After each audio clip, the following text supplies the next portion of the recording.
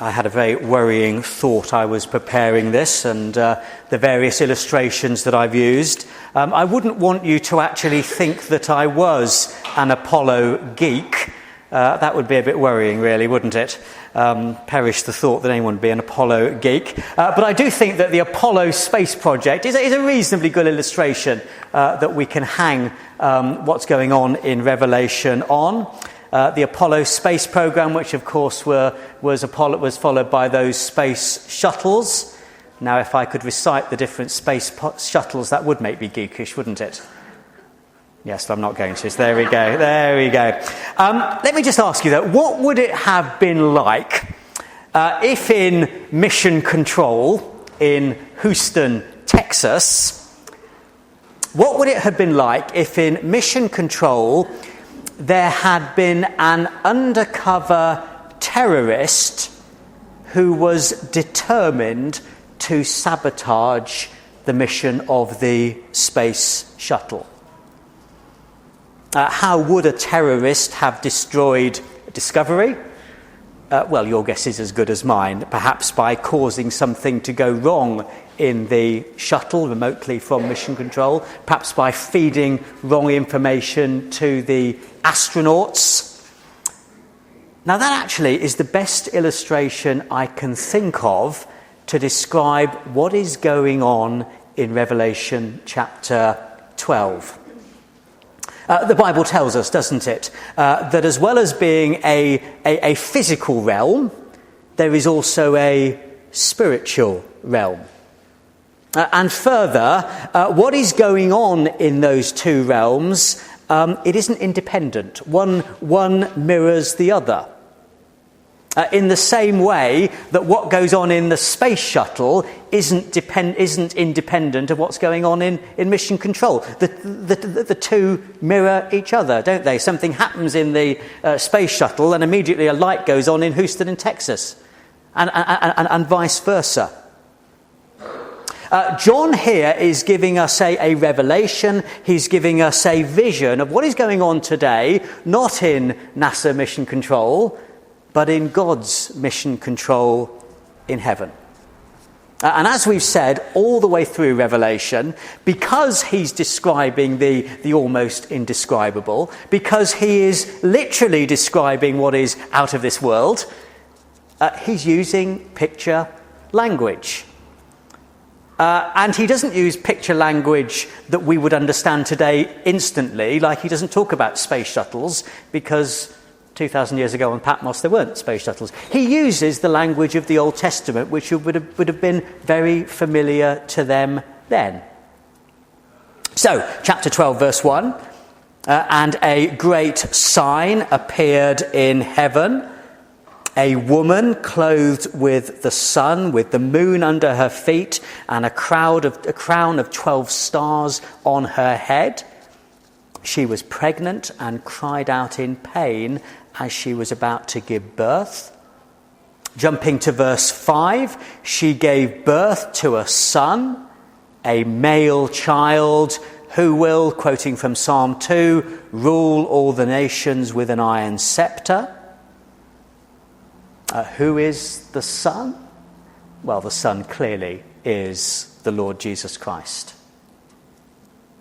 And the woman, who is the woman?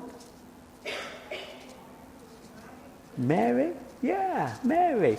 That would be too easy though, wouldn't it? That's what I thought. I read this and thought this is clearly Mary. But actually, as I read on, I realised, no, almost Mary, but not quite right. The woman signifies God's people, Israel. So out of Israel came Jesus. Verse 3, then another sign appeared in heaven, an enormous red dragon with 7 heads and 10 horns and 7 crowns on its head. Its tail swept a third of the stars out of the sky and flung them down to the earth. The dragon stood in front of the woman who was about to give birth so that it might devour her child the moment he was born. So an enormous red dragon, this is Satan. Satan, who is determined to devour the child from the moment he is born. And so our mind maybe goes back to those events at Bethlehem. The insecure and paranoid King Herod, intent on killing the infant Jesus.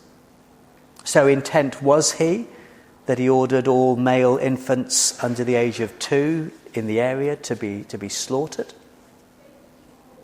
But our mind maybe also goes back to that incident, I think it's in Matthew's Gospel. Do you remember the people of Nazareth early on in Jesus' ministry? They took him to the edge of a cliff in order to throw him over and to murder him. But actually our mind really goes back to the whole of the Gospels, doesn't it? And the increasing antagonism and hostility towards Jesus until the time when, yes, he was devoured by his enemies on a cross. The child becomes a man and is crucified. But that's not the end of the story. Then he rises from the dead and he returns to the glory of heaven. Verse 5, I think verse 5 is the shortest biography of Jesus' earthly life I've ever seen, but I think that's what it is in verse 5. Verse 5, she, that's God's people, gave birth to a male child, one who is to rule all the nations with a rod of iron, but her child was caught up to God and to his throne. That's Jesus' life in a nutshell, isn't it? Verse 6, and the church, what happened to the church? And the woman fled into the wilderness, where she has a place prepared by God in which she is to be nourished by 1,260 days. The woman represents God's people now in the wilderness for a period of time. Why is her present condition the wilderness? Because she, the church, now is the subject of the dragon's hostility. So John sees this vision, he sees this frightening vision of God's people subjected to Satan. Well, that raises lots of questions for us, doesn't it? In what way are we subject to Satan's hostility? How does this apply to us? Should we be fearful? And we find some answers to those questions in verses 7 to 12, which is a second vision. So the first vision, verses 1 to 6. Verses 7 to 12 really is showing the same thing. I'm using the language I used last week, but from a different camera angle. So verses 7 to 12 is an action replay of verses 1 to 6. So verse 7 doesn't happen in time after verse 6. No, it's another vision which goes over the same ground that we've just seen. So it starts off, verse 7, then war broke out in heaven, which tells us what we've already learnt, that there is a spiritual realm in which there is conflict. And just as if it were discovered that there was a terrorist in mission control in Houston, that would have an impact on what happened on the space shuttle. So this is telling us that if there is a conflict in the spiritual realm, that is going to impact what happens down here.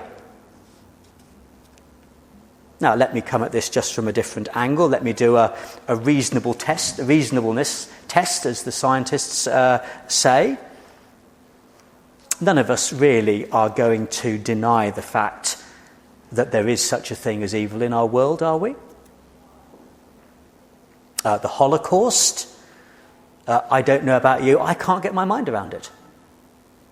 I cannot get my mind around the sheer number of people who were involved, who together perpetrated the systematic degradation and starvation and genocide of millions.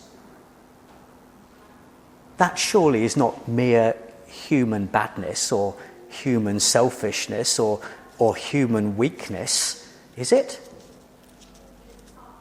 That is evil. A few years ago, it's funny, this still haunts me really. I read it, I don't know if it was the Sentinel, I think it probably was the Sentinel. Someone convicted in Stafford Crown Court of raping a 6-month-old baby. It haunts me years on. That's beyond, isn't it? And every single week, you know this, whether it's internationally or nationally or even locally, every week we continue to read things in our newspapers that just makes us shudder. And we say, no, that's not human behaviour. That's evil. And the Bible reassures us that our gut instinct is right. There is such a thing as evil. But the Bible goes further and tells us, and there is such a person called Satan. This isn't something the medieval church made up to frighten us. There is such a person called Satan. I want to draw 3 things from these verses. You can see my 3 headings there. The devil's tactics, the devil's defeat, the Christian's response. So first of all, the devil's tactics. How does the devil perpetrate evil? Well, the clue, I think, lies within how he is described in this vision. Verse 9, the great dragon was hurled down, that ancient snake called the devil or Satan, who leads the world astray. Another version, the ESV, another translation, puts that slightly differently. And the great dragon was thrown down, that ancient serpent who is called the devil and Satan, the deceiver of the whole world. He is the deceiver. He deceives. Verse 10, then I heard a loud voice in heaven say, now have come the salvation and the power and the kingdom of our God and the authority of his Messiah. For the accuser of our brothers and sisters, who accuses them before our God day and night. So not only is he the deceiver, he is the accuser. Let's first talk about him being the accuser. You know that thing that you did, maybe recently, maybe a long time ago, but you know that thing that you did that you are deeply ashamed of. Or maybe it was something that was done to you. But so ashamed are you that the memory of it just makes you feel sick. Because the hurt you caused, the damage you caused. Or maybe the damage and hurt that was caused to you. And you may have asked the person you hurt for forgiveness. You may have tried to forgive the person who hurt you. You may even have asked God for forgiveness, but there is still that nagging thought that what you did really is unforgivable. Or that what happened to you was so shameful that you are in some way permanently defiled. You are not worthy to be in God's presence. You are not worthy to be one of God's people, is the accusation. I will return to that point very shortly. The devil's tactics are to accuse, and secondly, to deceive. You know, those thoughts, those ideas that just pop into our minds. Is God really in control? Does God really exist? Can I really know him intimately? Is all of this really true? Or have we just got enmeshed into it? The gospel accounts, is it really true, or is it just some story that's got, exaggerated and the lily's been gilded down the years? Is following Jesus really all or nothing? Or can I dabble at the fringes? Is striving for holiness that big a deal? Or can I just coast a bit? And very soon, those doubts, they just start to get hold of us, and we start to act as though they're true. The devil's tactics: to accuse and to deceive. But secondly, the devil's defeat.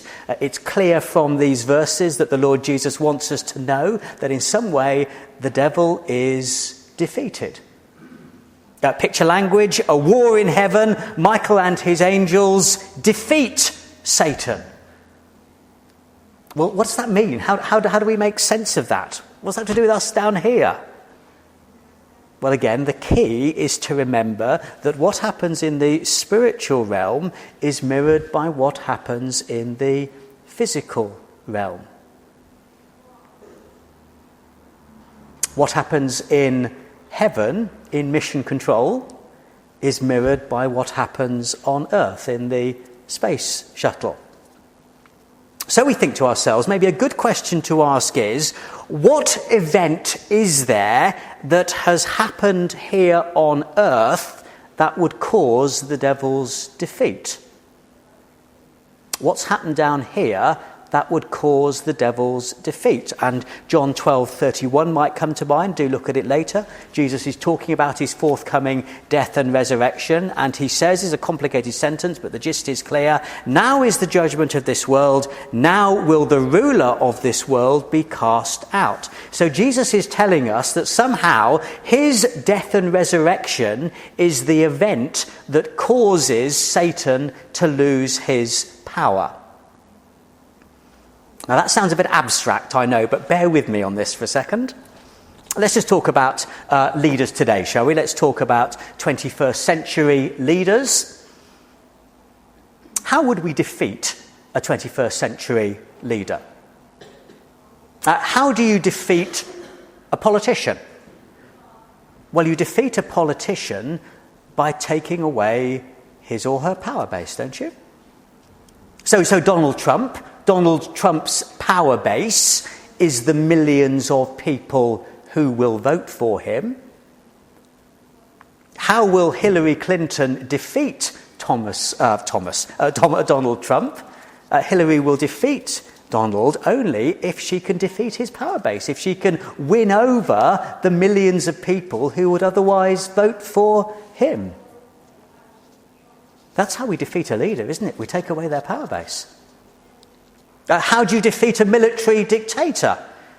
Well, you take away their power base. What is the power base of a military dictator? Well, it's their army. So you defeat a military dictator either by causing their army to desert or by conquering their army. You take away their power base. How do you defeat an opposition leader in a restrictive state like North Korea?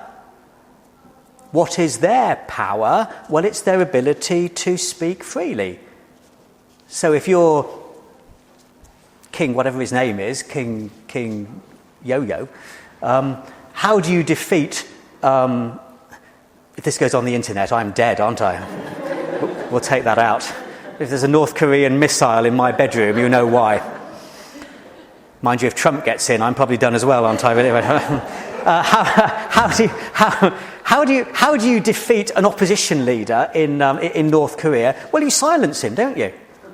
You lock him up because his power is his speech. And so you either censor the press or you lock him or her up. A leader is defeated simply by taking away their power base. So the question is, what is Satan's power? Well, Satan's power is the ability to accuse and the ability to deceive. And so if you were able to see through his accusation, if you were able to see through his deception, his power over you has gone, hasn't it? And that is why the cross of the Lord Jesus is so utterly central to God's purposes. Because once we've grasped what happens at the cross and what it means, then the devil no longer has the power to deceive us or to accuse us. Again, that sounds a bit abstract. Let me just work through some examples with you.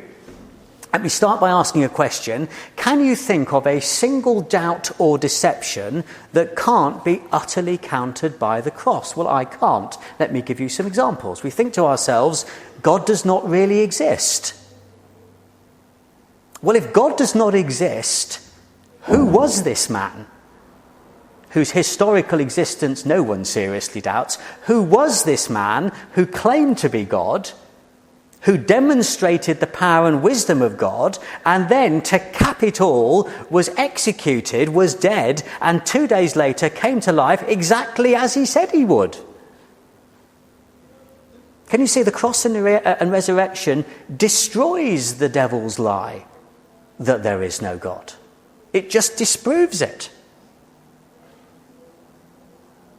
I think to myself, but God does not really care about me. Well, if God does not care about me, how come during his earthly life the Lord Jesus acted with great compassion to all who came before him for him in humility? And how come the Lord Jesus came to die for me?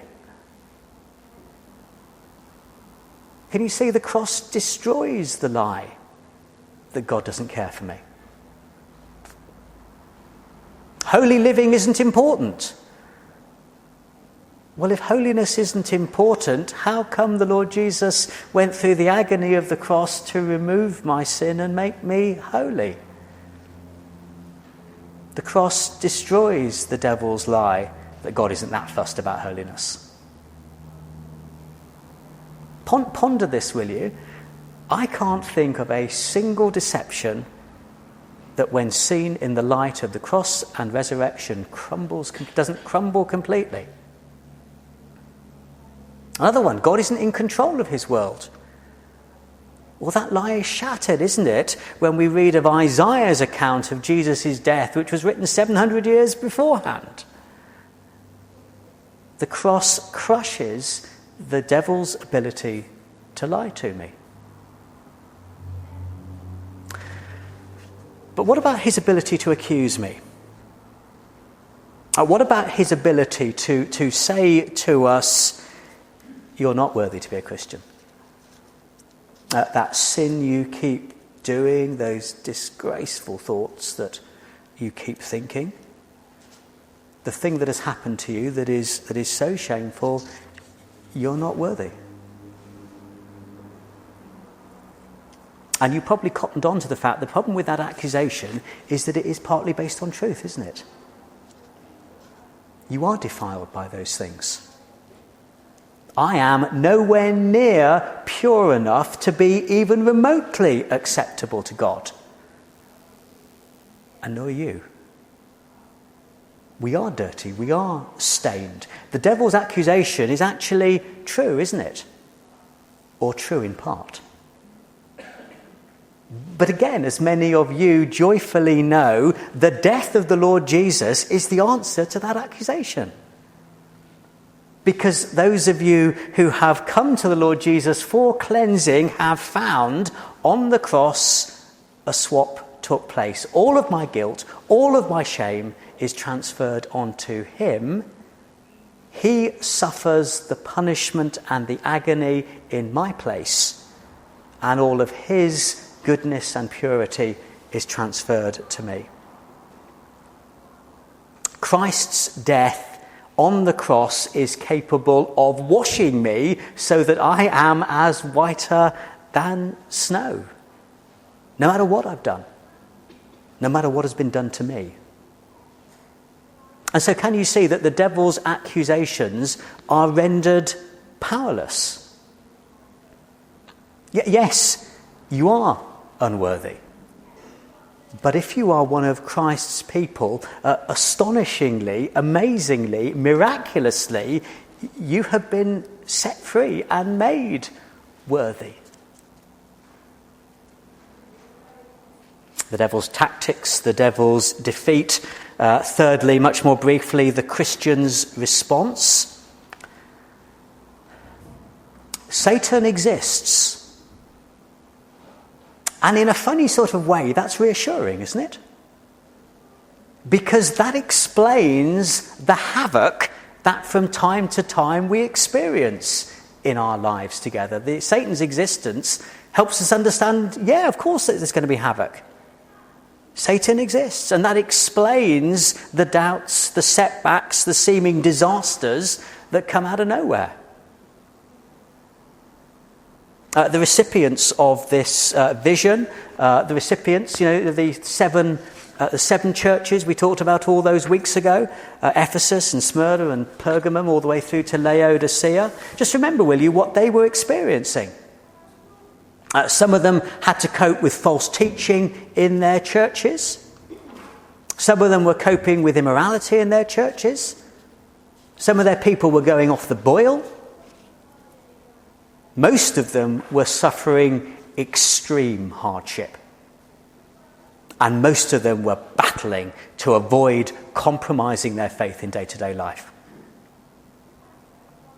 The battle to avoid compromise. And boy, don't we know that battle? Why is the Christian life so hard? Am I doing it wrong? No. If we find the Christian life hard, we are doing it right. And therefore, we will find ourselves in the terrorists' gun sights. That's right, isn't it? If we're doing it right, we will find ourselves in the terrorists' gun sights. If we're finding it easy, I suspect that ought to ring alarm bells. But isn't verse 11 glorious? Talking of Christians, Christians have conquered him by the blood of the Lamb and by the word of their testimony, for they loved not their lives even unto death.